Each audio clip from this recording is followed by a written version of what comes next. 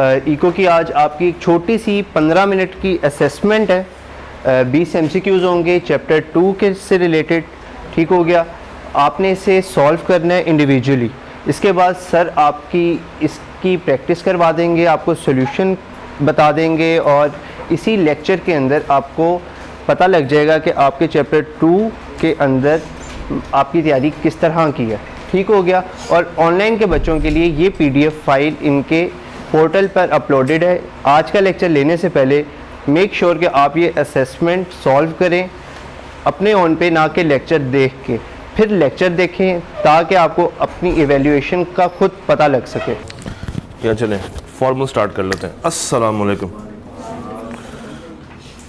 तो असाइनमेंट के बाद कैसे हैं आप लोग? थोड़ा सा होश है। दो तरीके होते हैं सीखने के।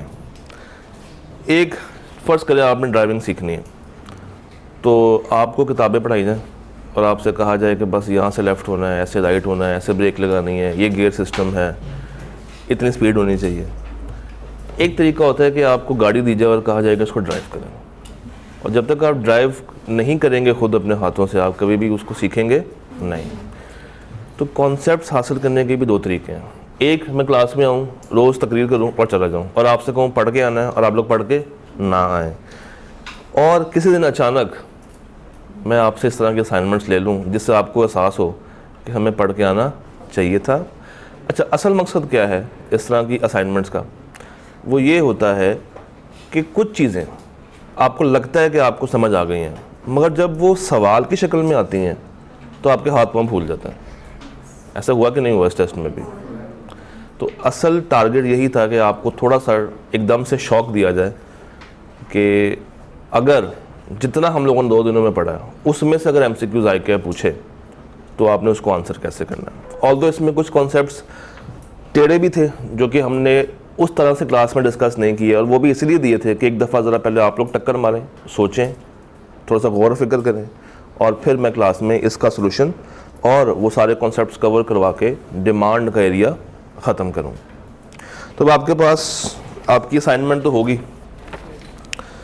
मैं यहाँ से आंसर्स बोलूँगा, ऑप्शंस बोलूँगा, आपने अपने पास उसको मार्क करते जाना है, और जब हम लोग ये पूरा कर लेंगे तो उसके बाद 1 बाय 1 सवालों के ऊपर बात करते हैं, जिसके जो जो मसले हैं उसको हल करते हैं।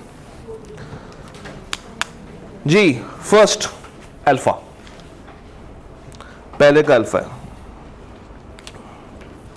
पहले का क्या है? अल्फ़ा। सेकंड का beta, second is beta. Third is कोविड-19 वाला सवाल जो था, इसका charlie, fall in demand. Fourth charlie, fifth beta, sixth delta, seventh beta, seventh beta, eighth delta,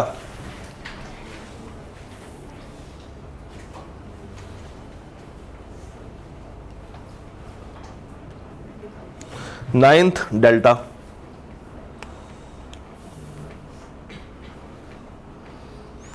10th delta,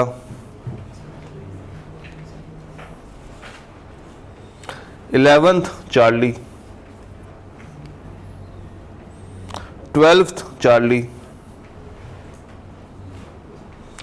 13th delta, 14th alpha,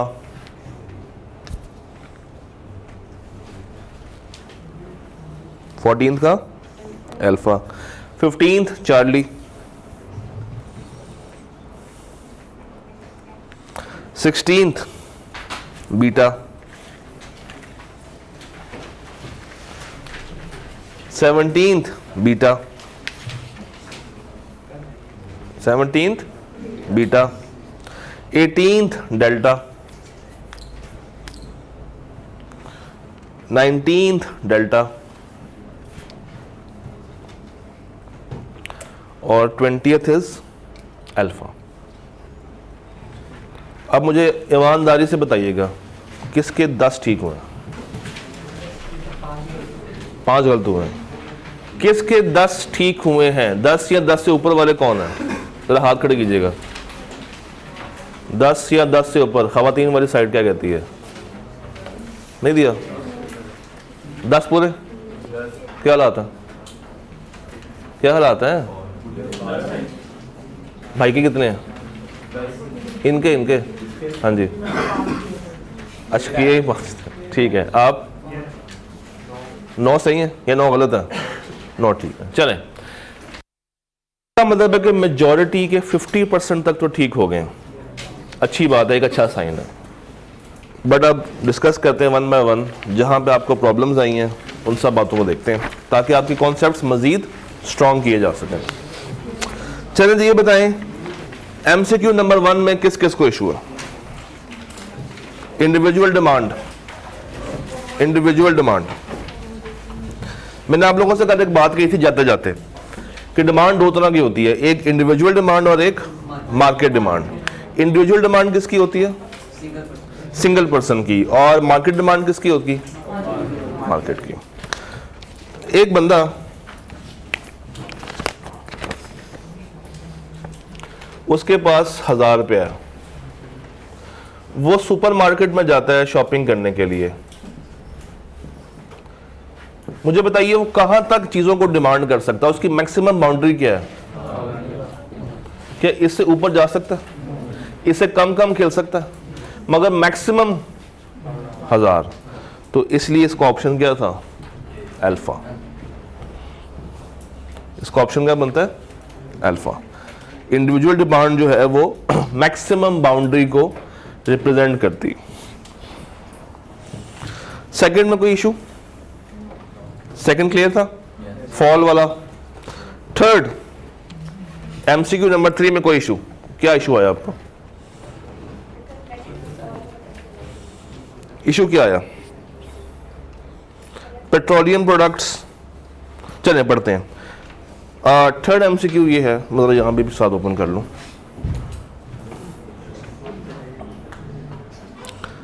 third MCQ ये था कि due to COVID-19 world has gone for lockdown. Consequently international markets में जो petroleum products हैं वहां पे जो price है वो हिस्टोरिकल कट लग गया है, यानी कि वो रिड्यूस हो गई है क्योंकि ऑयल की कंजम्पशन भी क्या हो गई है? लो। In economic theory this is known as, क्यों फॉल इन डिमांड? क्यों ये आप लोगों ने कंट्रैक्शन क्यों नहीं कहा? कंट्रैक्शन क्यों नहीं कहा? इंटरनेशनल मार्केट में तो प्राइसेस फॉर गुड्स कम हो गई हैं। वर्ड तो प्राइसेस का था।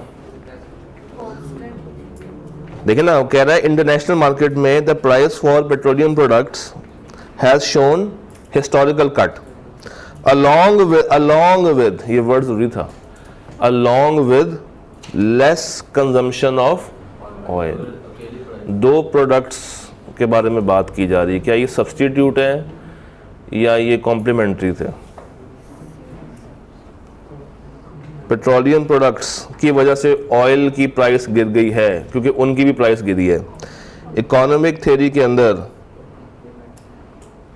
ये सब्स्टिट्यूट्स काउंट होंगे, ये कॉम्प्लीमेंट्री गुड्स काउंट होंगे। तो अगर एक की प्राइस गिरेगी तो उसकी डिमांड बढ़नी चाहिए, कम होनी चाहिए?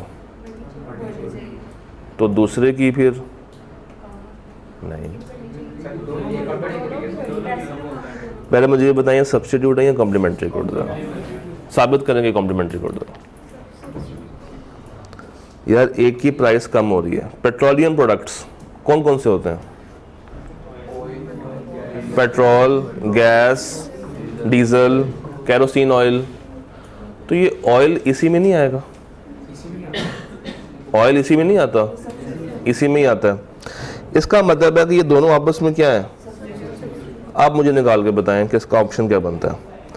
अगर एक ही प्राइस कम हो रही है तो दूसरे की डिमांड ज़्यादा और सब्स्टिट्यूट की कम, उसमें फॉल आएगा या कॉन्ट्रैक्शन आएगी? फॉल आएगा, क्योंकि वो जो कम हो रही है अपनी प्राइस की वजह से नहीं हो रही, दूसरे की प्राइस की वजह से हो रही, तो it would be fall in demand. Simple कर लेते हैं, हमारी कल वाली मिसाल ले आते हैं वापस, पेप्सी और कोक कर लेते हैं। पेप्सी की प्राइसेस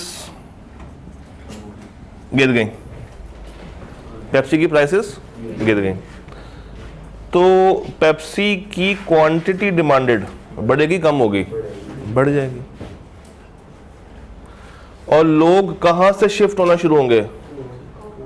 कोक से। तो कोक की डिमांड कम होगी या क्वांटिटी डिमांडेड कम होगी? डिमांड कम होगी। कोक की डिमांड कम होगी। हमने डिमांड क्यों यूज किया? क्योंकि ये डिमांड कोक की अपनी प्राइस की वजह से कम नहीं हुई।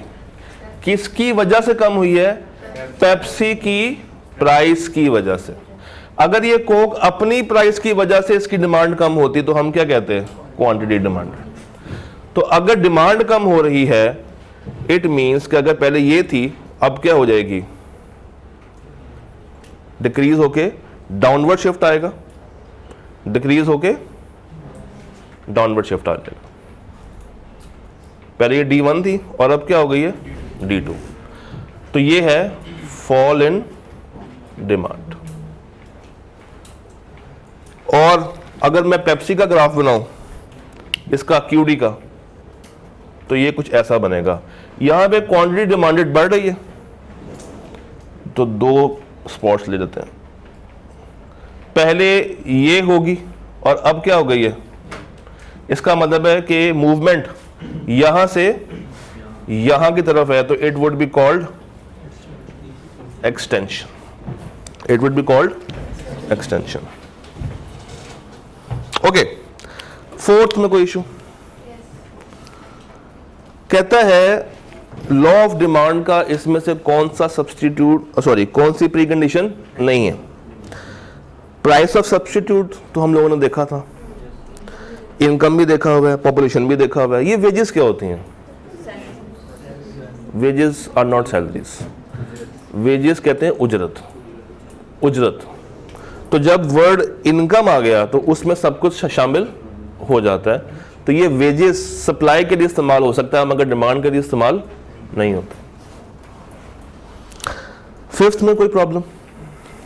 कोविड वाला, rise in demand for face mask, ये कौन है कोई प्रॉब्लम फिफ्थ में? किसको है? आपको है। Rise in demand for face mask during कोविड-19 इस टर्म एज, जरा लाइन पे गौर करें, राइज इन डिमांड, डिमांड बढ़ रही है कोविड-19 की वजह से। वर्ड डिमांड यूज कर रहे हैं या क्वांटिटी डिमांडेड यूज कर रहा है? डिमांड। इसका मतलब है कि इसमें प्राइस के अलावा कोई फैक्टर होना चाहिए, ऐसा ही है? अच्छा, अगर तो डिमांड बढ़ रही है तो option A, movement along the demand curve.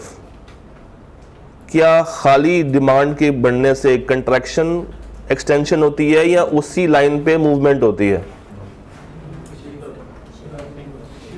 Shift होती है ना, उसी लाइन पे मूवमेंट तो नहीं होती। तो ऑप्शन ए तो खत्म हो गया। Inward shift in demand curve, जब डिमांड बढ़ती है तो आउटवर्ड शिफ्ट आता है या इनवर्ड शिफ्ट आता है? आउटवर्ड। तो ऑप्शन सी भी गलत हो गया। डिमांड अगर बढ़ रही है तो क्या प्राइस इंपैक्ट होगा? नो। तो ऑप्शन डी भी गलत हो गया। क्या रह गया? Beta, rise in demand. तो जब राइज इन डिमांड होगी फेस मास्क की वजह से, तो यही कहा जाएगा कि क्या है? राइज इन डिमांड, और हम उसको कोई नाम नहीं दे सकते गिवन ऑप्शंस में से। सिक्स्थ में कोई प्रॉब्लम? टोयोटा मोटर्स, किसको है? Toyota Motors has shown historical decline in sales during कोविड-19. In economic terminology, it is known as fall in demand, inward shift, change in demand, all of above. Toyota Motors की sales decline हो रही हैं, अब वो गाड़ियां नहीं बेच पा रहे। मुझे बताइए मार्केट में डिमांड कम है या ज्यादा है? कम है। क्या सवाल ने प्राइस का जिक्र किया?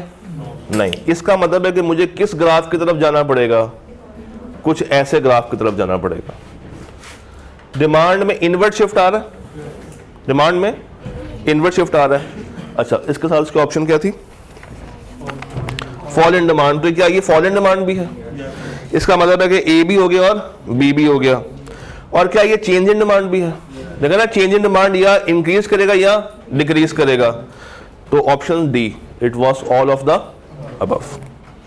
जी, सेवंथ में कोई इशू है? सेवंथ कर लेते हैं। An increase in price of butter will affect margarine. अब वो बता रहा है कि उसका क्या ही है? सब्स्टिट्यूट। तो एक तरफ बटर करते हैं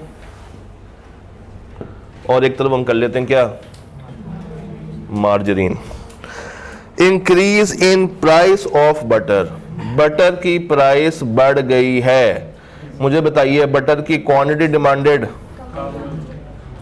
और मार्जरीन की डिमांड, मार्जरीन की डिमांड बढ़ जाएगी। क्या मार्जरीन? आपने कभी ब्लू बैंड खाया जिसकी रैपिंग येलो कलर वाली होती है? That is margarine, that is margarine. मक्खन का एक ऑल्टरनेटिव जिसमें वेजिटेबल ऑयल यूज होता है।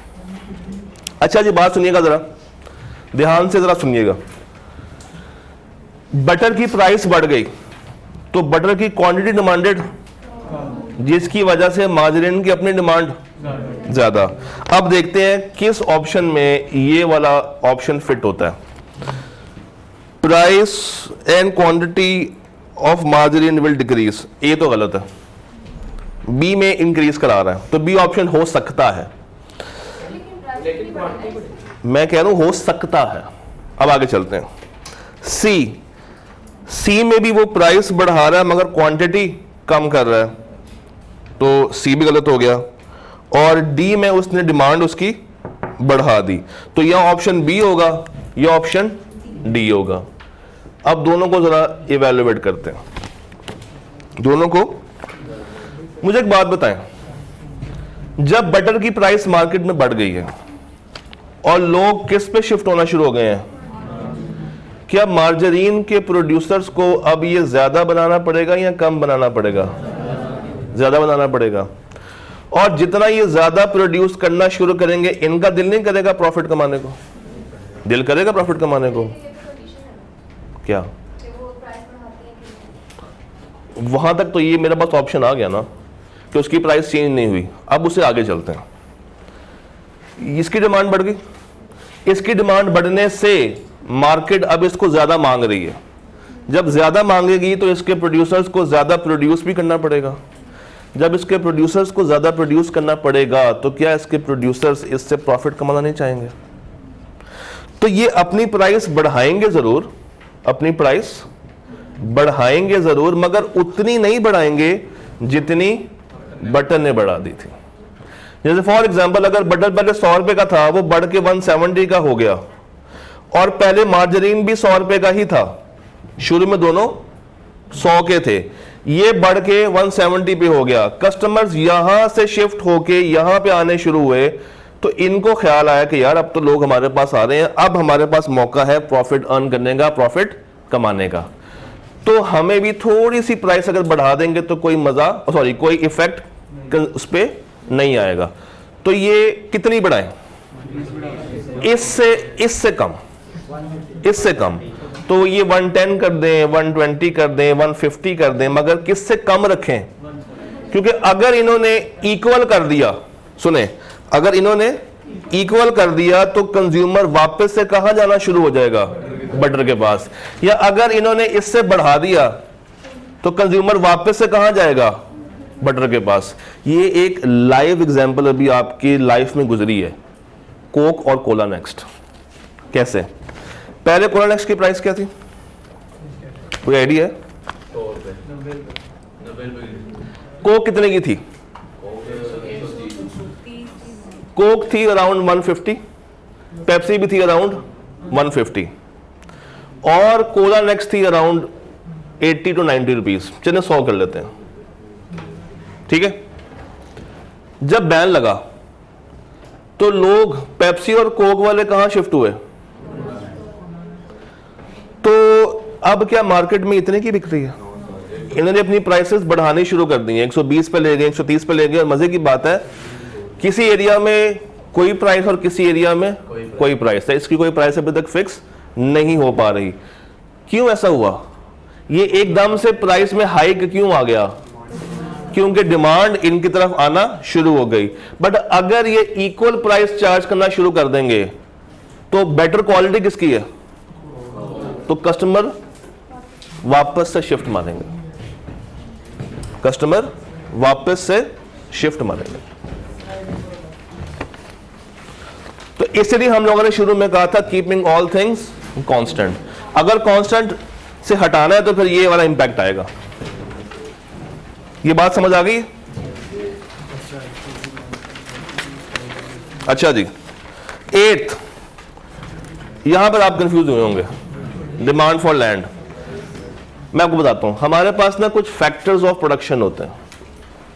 क्या होते हैं? फैक्टर्स ऑफ, इसमें लैंड आता है, लेबर आता है, कैपिटल आता है और एंटरप्रेन्योरशिप आती है।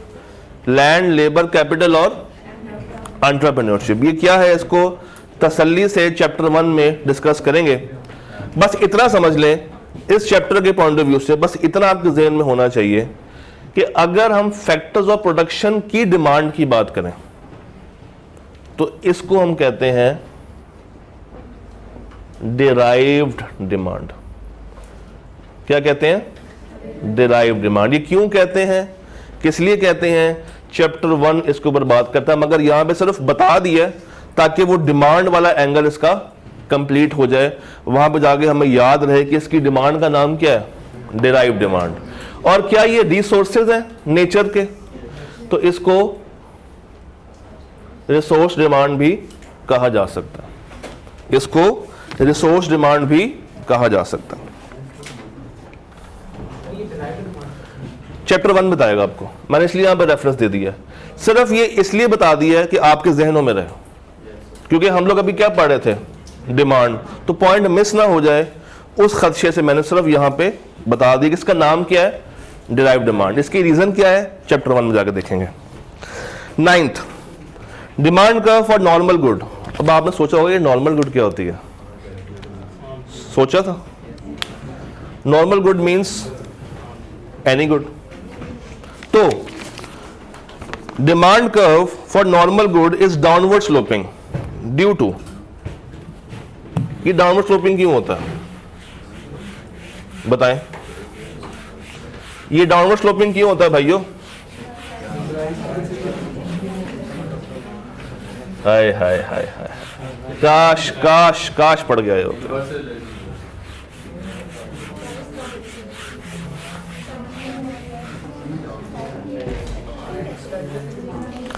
चलें इसको समझते हैं आज के लेक्चर के साथ। अब यहां से आज का लेक्चर शुरू होता है। जादू।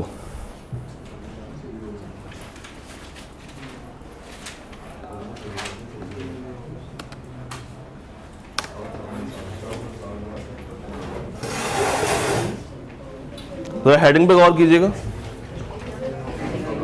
Reasons for negatively sloped demand का।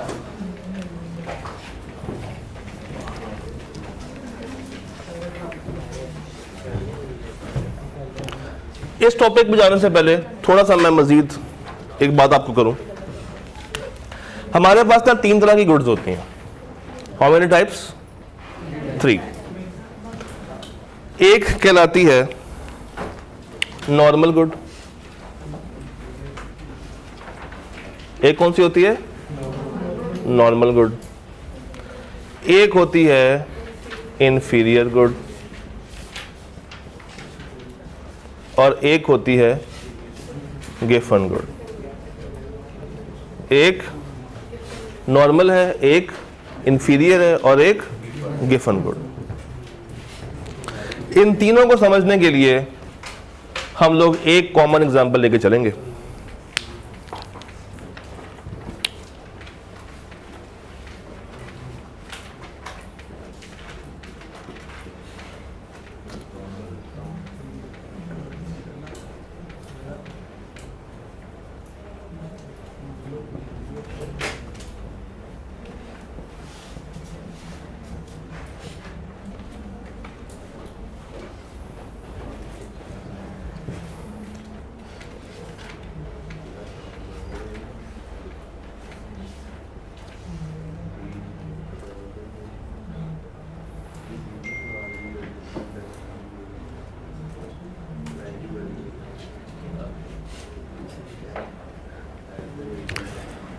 तीन तरह की गुड्स हमारे सामने है, कौन सी?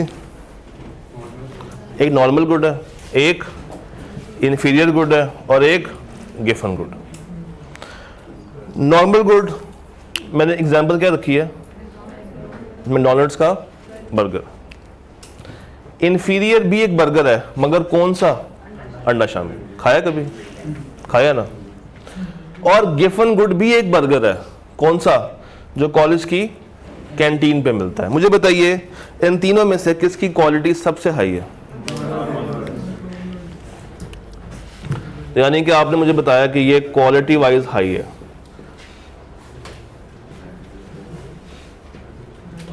सेकंड अच्छी क्वालिटी किसकी होगी? डिसेंट मार्केट या कैंटीन? Decent market. यानी कि quality wise high, quality wise moderate, और ये हो जाएगा क्वालिटी वाइज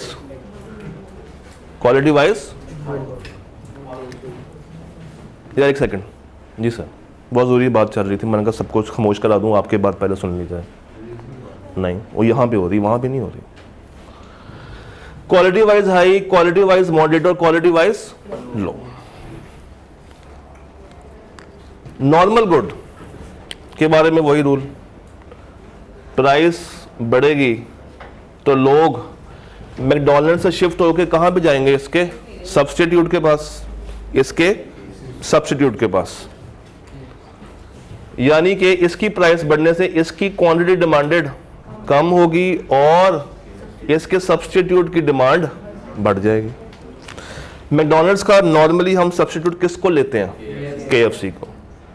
तो हम ये कह सकते हैं कि this is KFC, this is KFC। एक बंदा जिसके पास बचपन में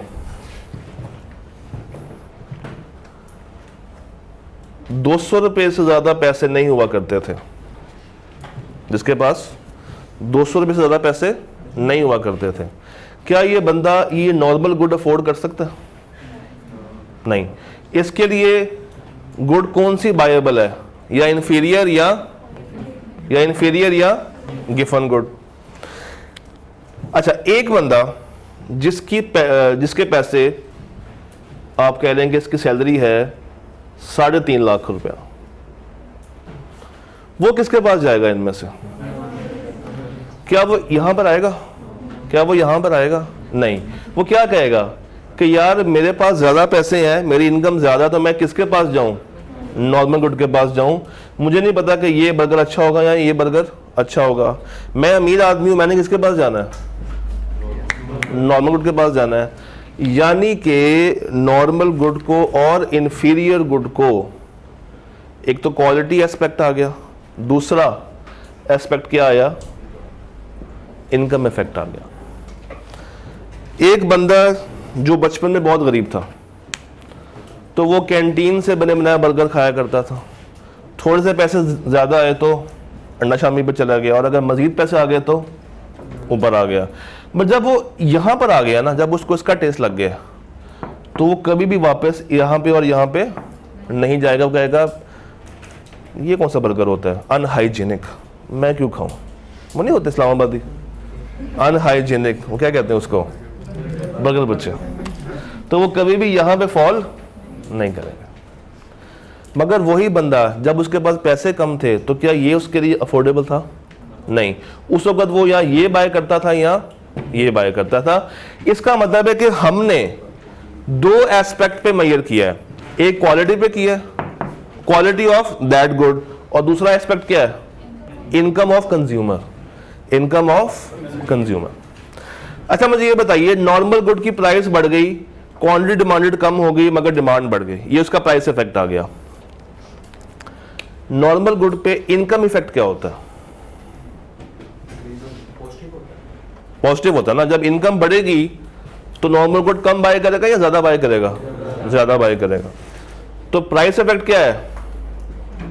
नेगेटिव, क्योंकि इसकी प्राइस बढ़ने से इसकी अपनी क्या डिमांड हो रही है? कम। तो प्राइस इफेक्ट क्या है? नेगेटिव। इनकम इफेक्ट क्या है? पॉजिटिव है, क्योंकि पहले इसकी जेब में थे 500 रुपया और बर्गर था 400 रुपए का। तो अगर 500 रुपया जेब में और बर्गर 400 रुपए का हो तो कितने बर्गर ले पाएगा? एक। अब उसकी इनकम बढ़ के 500 से 1000 हो गई है, बर्गर अभी भी 400 रुपए का ही है, तो अब कितने बाय कर पाएगा? तो इनकम बढ़ने से क्वांटिटी डिमांडेड या डिमांड क्या बढ़ेगी? इनकम बढ़ने से क्या बढ़ेगी? क्वांटिटी डिमांडेड या डिमांड? डिमांड बढ़ेगी। डिमांड बढ़ेगी। डिमांड किसकी? KFC की, मैकडॉनल्ड्स की। तो इनकम बढ़ने से डिमांड इंक्रीज हो रही है किसकी? मैकडॉनल्ड्स की। ये तो था simple normal good. Inferior good क्या है? एक ऐसा गुड जो कि कंपैरेटिवली इससे कम क्वालिटी का, कंपैरेटिवली इससे कम क्वालिटी का। तो हमने यहां पे लिखा हुआ है क्वालिटी वाइज ये क्या है? Moderate as compared to normal good. Sir ji, एक बंदा जो पहले अंडा शामी खाया करता था, अचानक से उसकी लॉटरी लग गई, उसके पास ज्यादा पैसे आ गए, वो चार्टर्ड अकाउंटेंसी क्वालिफाई कर गया, अब क्या वो अंडा शामी भी गुजारा करेगा या ऊपर चला जाएगा? पक्की बात है, दोबारा तो नहीं बोलेंगे। तो इसमें इनकम इफेक्ट क्या होगा? पॉजिटिव या नेगेटिव? चलो नेगेटिव होगा। इनकम बढ़ने से इस गुड की डिमांड बढ़ रही है, किसकी डिमांड बढ़ रही है? इससे ऊपर वाली क्वालिटी की डिमांड बढ़ रही है। तो यहां पे इनकम अगर बढ़ेगी तो डिमांड इसकी क्या हो जाएगी? इंफीरियर गुड की डिमांड क्या हो जाएगी? कम हो जाएगी। और कस्टमर कहां शिफ्ट होने शुरू हो जाएंगे? नॉर्मल गुड पे। तो नॉर्मल गुड की डिमांड क्या हो जाएगी? बढ़ जाएगी। इनकम इफेक्ट है, इसके पहले आपकी जेब में थोड़े पैसे थे, अब पैसे बढ़ गए, ज्यादा इनकम आ गई है ना। पहले चले इसको इस तरह कर लेते हैं, आपको आपकी अम्मी ने दिए 10,000 रुपए और 10,000 रुपए देके भेजा सन 2023 में और कहा कि बेटा ग्रोसरी स्टोर से पे जाओ और वहां से सामान लेकर आओ। आप वहां पे पहुंचे, आपने ट्रॉली पकड़ी और ट्रॉली में सामान भरना शुरू किया। सामान भर रहे हैं, ट्रॉली बिल्कुल ऊपर तक फिल हो गई है। आप काउंटर पे गए, आपने पैसे दिए और आप सामान लेके घर आ गए। अम्मी भी बड़ी खुश। साल बदला, 2024 आ गया। अम्मी ने फिर से कितने पैसे दिए आपको? 10,000 रुपया और कहा कि क्या लेकर आओ?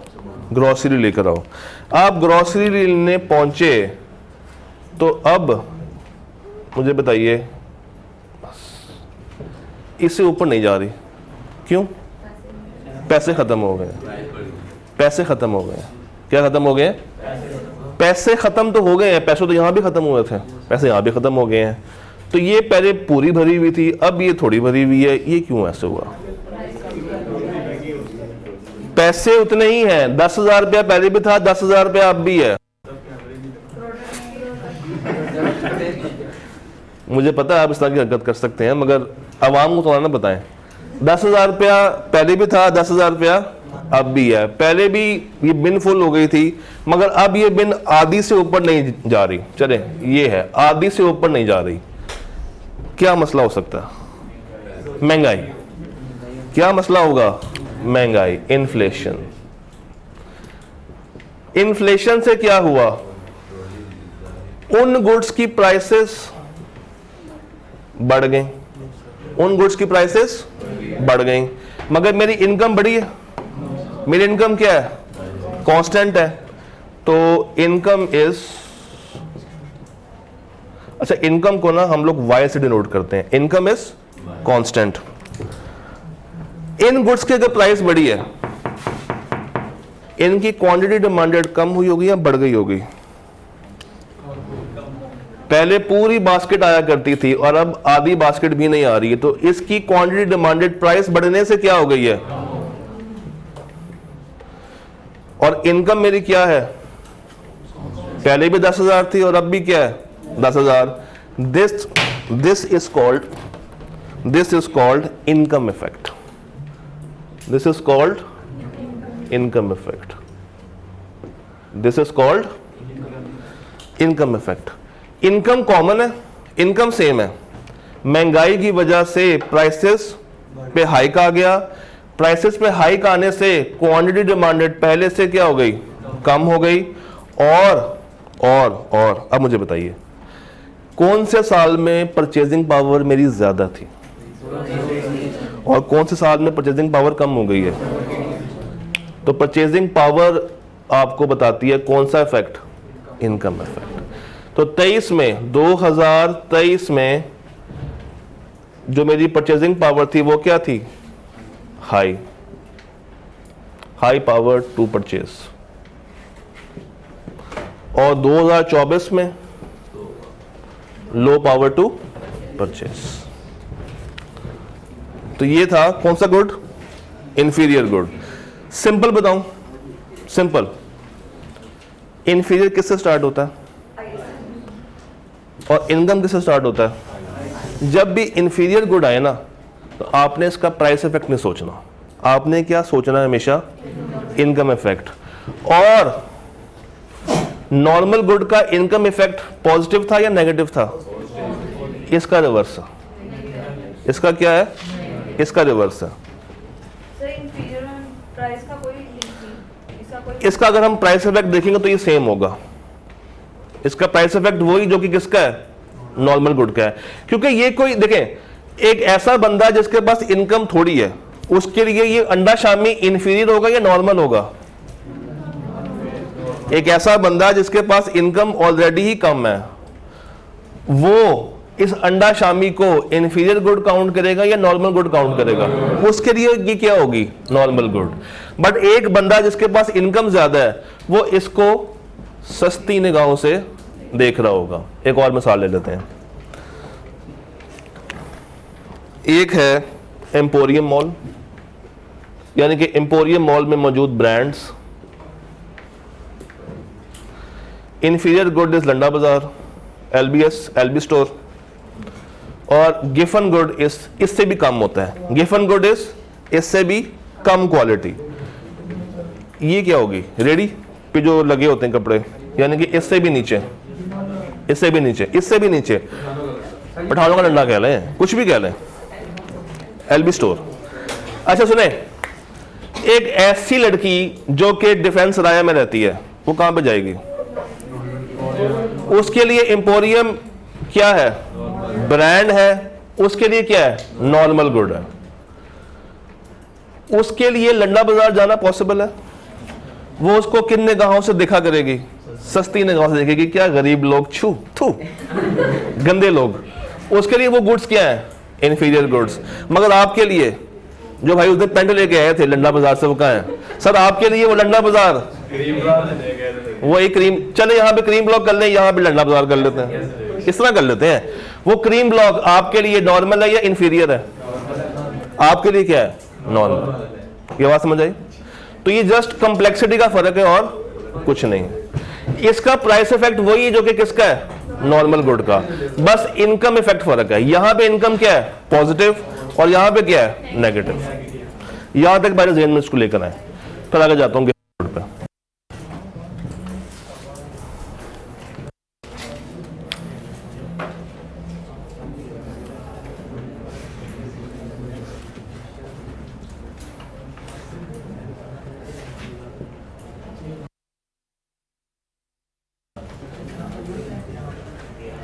सर जी एक बात का जवाब तो दें, हम लोगों ने उस दिन बात की थी कि कुछ नेसेसिटीज़ होती हैं जो कि ज़िंदगी गुजारने के लिए वो गुड्स ज़रूरी होती हैं। ज़रा बताएंगे उनके नाम?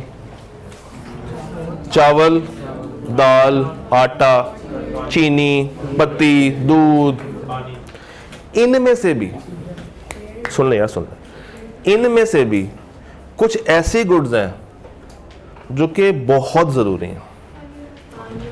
पानी, आटा, रोटी, ब्रेड, रोटी, कपड़ा मकान नहीं, कपड़ा मकान कैन भी नॉर्मल और इंफीरियर में जाएगा। पानी, देखिए ज़िंदगी गुजारने के लिए पानी ज़रूरी है, वीट ज़रूरी है, और इस वीट से क्या बनेगी? ब्रेड बन रही होगी। ये वो ज़रूरियात ज़िंदगी हैं जो कि बेसिक नेसेसिटी से भी बेसिक है, जो कि बेसिक से भी। इसमें दालें नहीं आई। दालें अगर ना भी हों तो आप खाली रोटी खा के भी सरवाइव कर सकते हैं। दूध अगर ना भी हो तो आप खाली पानी पी के भी सरवाइव कर सकते हैं। चाय पीना ज़रूरी नहीं है। तो ये वो गुड्स हैं जो कि ज़िंदगी गुजारने के लिए बहुत ज़रूरी हैं, जिनके बगैर ज़िंदगी गुजारना लिटरली क्या है? इम्पॉसिबल है। ऐसी गुड्स कहलाती हैं गिफन गुड्स। ऐसी गुड्स क्या कहलाती हैं? Giffen goods. अब नॉर्मल गुड को सोचते हुए आपने दो इफेक्ट ध्यान में रखने हैं, एक प्राइस और एक इन्फीरियर गुड को सोचते हुए एक ध्यान में रखना है, इसको सोचते हुए भी एक ध्यान में रखना है, प्राइस। इसको जब आप निकालेंगे तो यहां पे दिमाग में कौन सा फैक्टर होना चाहिए? प्राइस। अब मुझे बताइए, कराची में पानी की किल्लत है, कराची में पानी बाकायदा बिकता है, तो अगर कराची में पानी की प्राइसेस बढ़ा दें, क्या डिमांड कभी जिंदगी में कम हो सकती है? तो यहां पे प्राइसेस बढ़ाने से इसकी क्वांटिटी डिमांडेड पे कोई फर्क नहीं आएगा। मगर नॉर्मल गुड में प्राइस इफेक्ट क्या होता है? यहां पे प्राइस इफेक्ट क्या है? पॉजिटिव।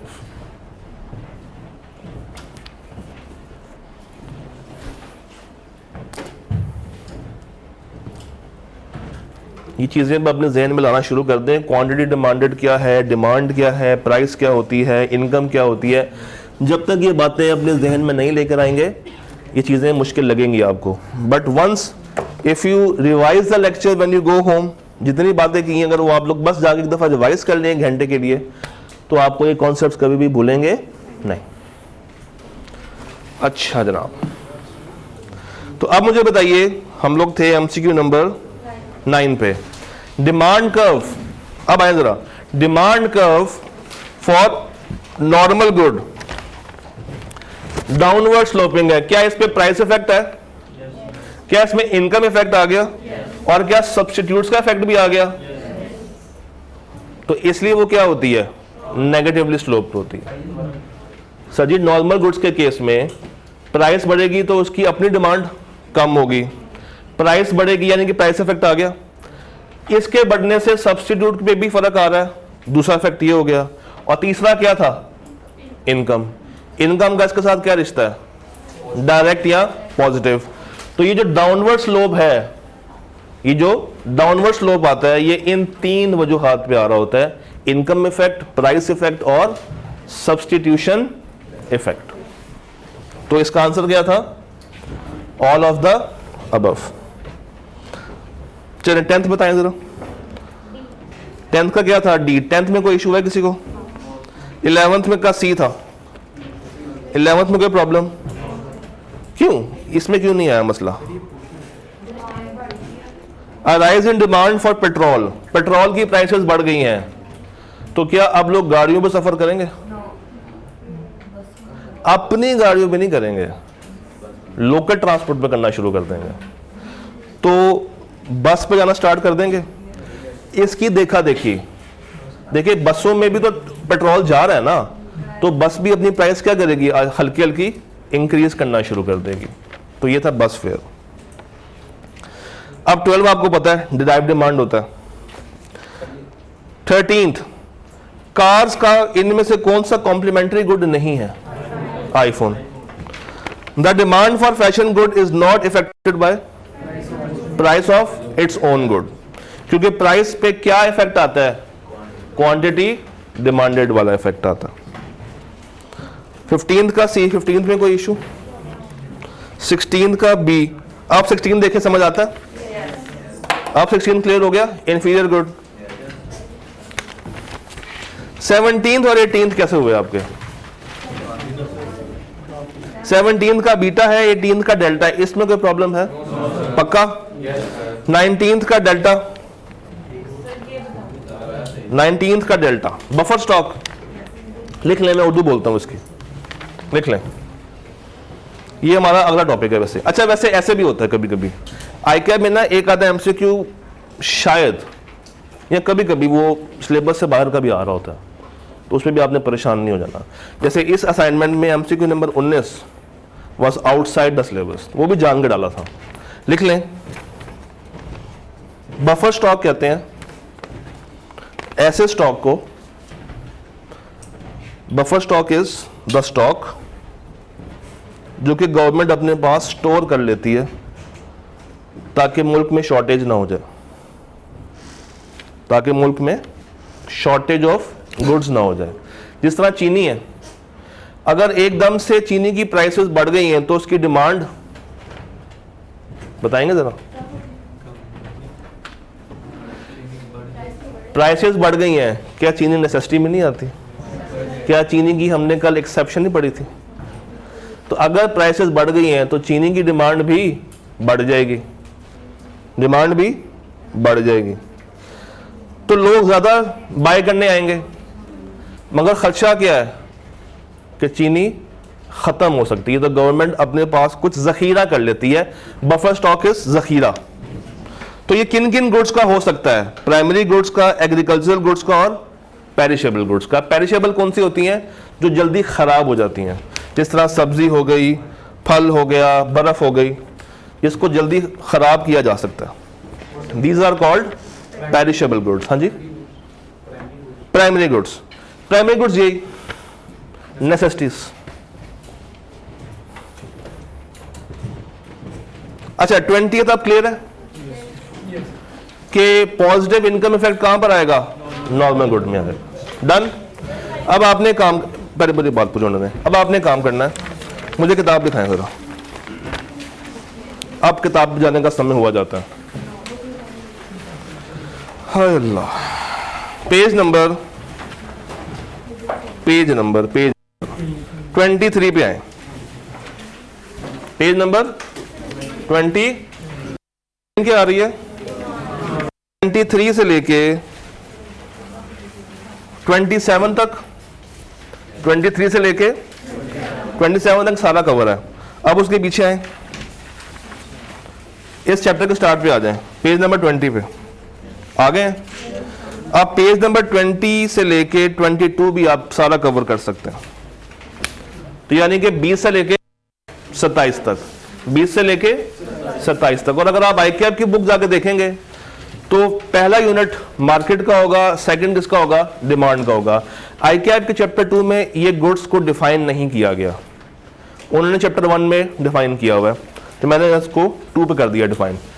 तो अगर आप वहां से देखेंगे तो यूनिट 1 और यूनिट 2 और इस बुक का पेज नंबर 20 से लेके पेज नंबर 27 तक ये सिर्फ बैलेंस है, बराबर है। डिमांड हमारा कंप्लीट होता है। कल हम लोगों ने क्या स्टार्ट करना है? सप्लाई। अब अगर आपको डिमांड समझ आ गया तो सप्लाई इसका मिरर इफेक्ट है। ये क्या होता है मिरर इफेक्ट? मिरर इफेक्ट क्या होता है? ऑपोजिट। मिरर इफेक्ट क्या होता है?